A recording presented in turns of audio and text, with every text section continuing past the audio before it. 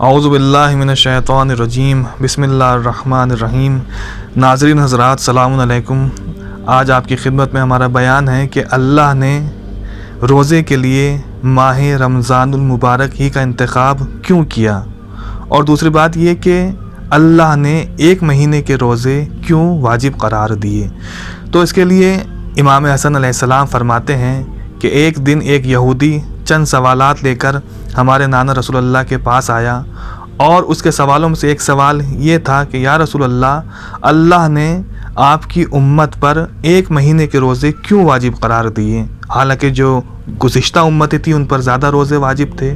تو پیغمبر اسلام صلی اللہ علیہ وآلہ وسلم فرماتے ہیں کہ جس دن جناب آدم نے اس درخت سے کہ جس سے اللہ نے نہیں فرمائی تھی، اس درخت سے پھل کو تناول فرمایا، تو وہ پھل جناب آدم کے شکم میں ایک مہینہ رہا، یعنی اس کی طاقت اور اس کا اثر ایک مہینہ جناب آدم کے شکم میں رہا۔ اس لیے اللہ نے اولاد آدم پر ایک مہینے کی بھوک اور ایک مہینے کی پیاس کو واجب قرار دیا۔ تو پیغمبر اسلام فرماتے ہیں چونکہ جناب آدم نے اس سبب سے ایک مہینے کے روزے رکھے تھے، تو اللہ نے میری امت پر بھی ایک مہینے کے روزے واجب قرار دیے۔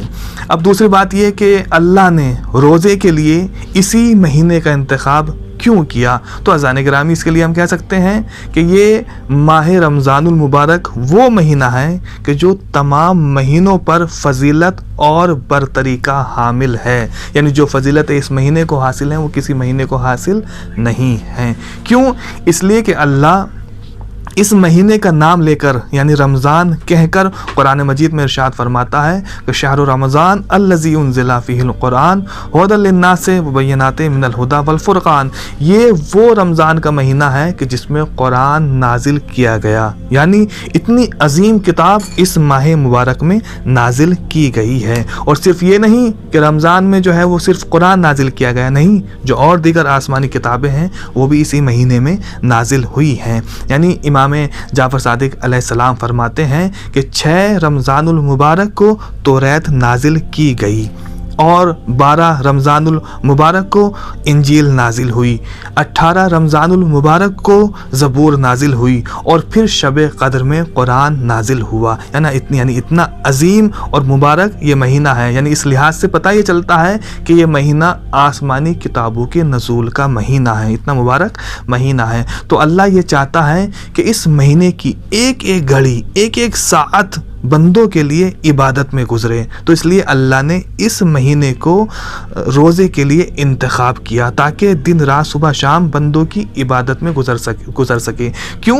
اس لیے کہ پیغمبر اسلام فرماتے ہیں کہ اس مہینے میں آپ کا سونا بھی عبادت ہے، سانس لینا بھی تسبیح ہے، اور اس کے علاوہ دعائیں قبول ہیں، توبہ اس مہینے میں قبول ہیں۔ لیکن یہ سب میں نے پہلے بھی عرض کیا تھا، یہ سب تبھی ہو سکتا ہے جب ہم اس مہینے میں روزہ انجام دیں، اس لیے کہ اللہ نے اس مہینے کو خاص روزے کے لیے چنا ہے۔ تو انشاءاللہ اس مہینے میں ہم روزے رکھیں گے تاکہ ہمارا دن رات سونا جاگنا سب عبادت میں شمار ہو سکے۔ فقط والسلام ورحمۃ اللہ وبرکاتہ۔